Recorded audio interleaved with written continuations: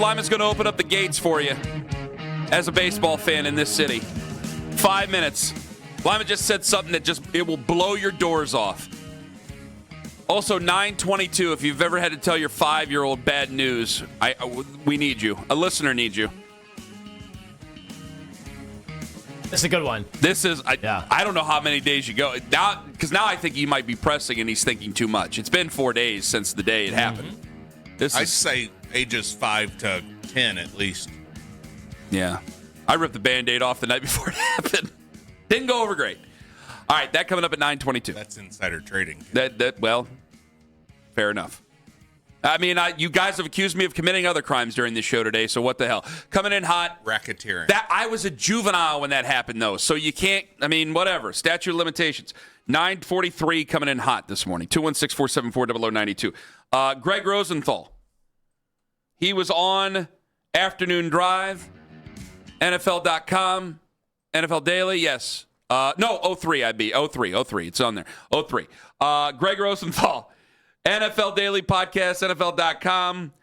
He's saying the quiet part. Actually, it's a loud part out loud about the Browns QB race. Hit it.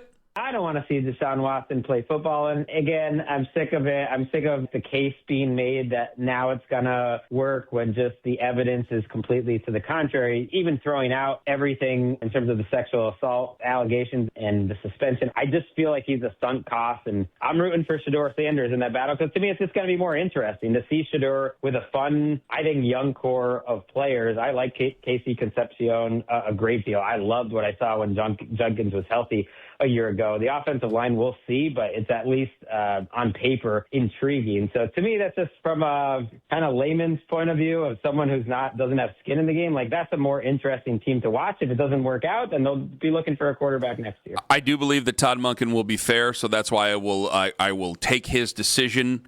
I will accept his decision. If it's Deshaun Watson, fine.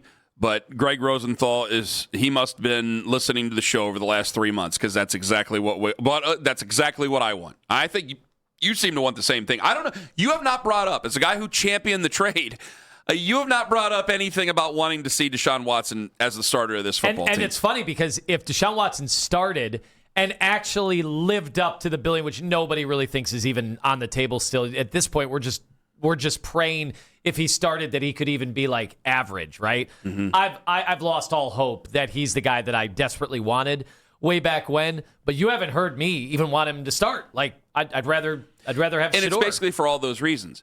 And me as a fan, I want it to matter for some way because even short term, you could try to say veteran. Okay, that's why I will accept Todd Monken and I won't start screaming about it.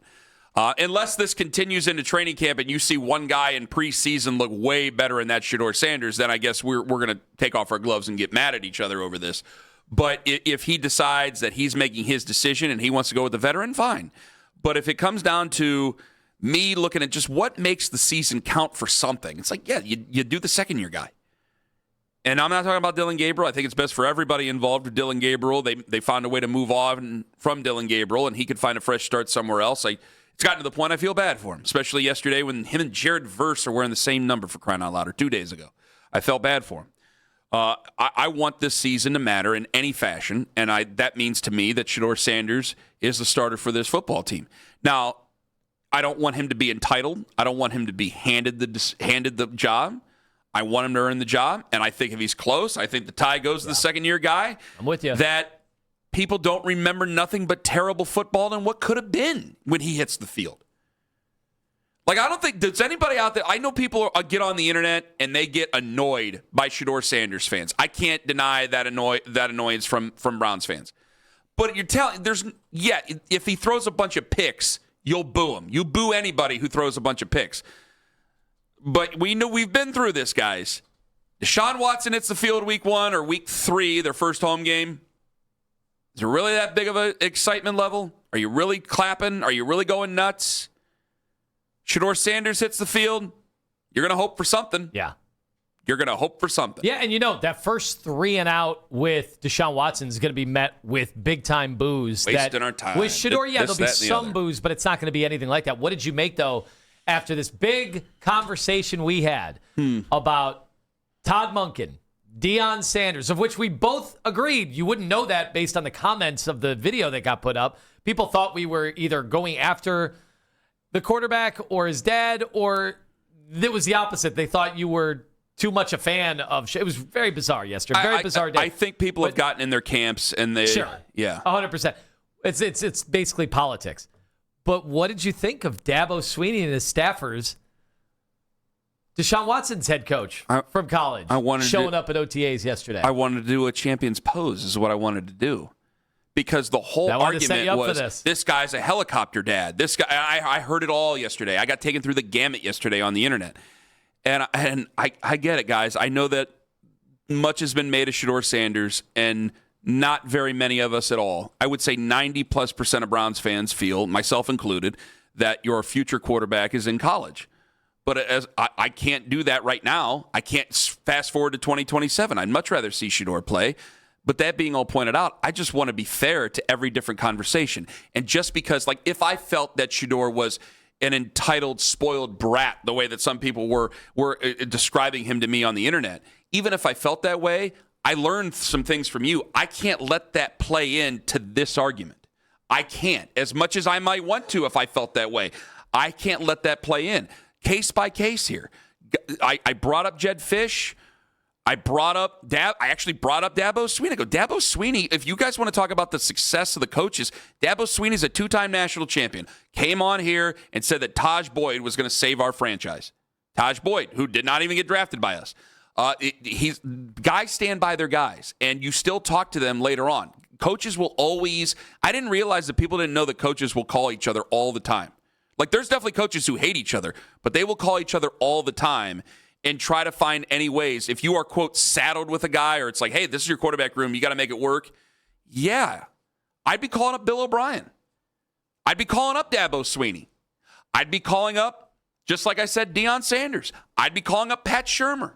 If I was stuck with Dylan Gabriel, Dan Lanning's on the phone, or whoever with the Oregon Ducks is on the phone. I'm telling you right now, you do Dan what Lanning you can. better move here full time if he wants his quarterback to get a shot here. You do what you can to try to unlock and try to find information and see what's going to be something that helps him. Because I can't just sit there and go, well, he can't run my offense. Well, too bad. The guy who can't run your offense is either in college or not walking through that door. You have what you have, and you're supposed to win games now. So he can't just throw up. I was shocked that people did not know. I hate to be football guy, ball knower dude here. I was shocked that people didn't realize that, coaches call each other all the time. And to not call his coach, even though, it's his dad and his dad's famous, it's a little bit weird. It's a little bit weird to not reach out at all. That's the way I felt. Lima's throwing down the gauntlet for Cleveland fans right now. I want you guys to hear this because this is your chance. The Guardians just took out 2 of 3 against the Yankees, and we had a conversation about this, and here is one snippet. I came away from this series and many other series that the Guardians have played already so excited about this season, excited about their future, because you got young guys, rookies, contributing to this team, and they're winning and how good they are. And they were picking up Jose Ramirez. If he continues to get hot, I think that they are a really tough out for any one of these big market, high-spending teams out there. I think that this is a team that could definitely be in the ALCS by the time that this season is done. We'll roll the dice once you get there, but I think this is an ALCS team right now.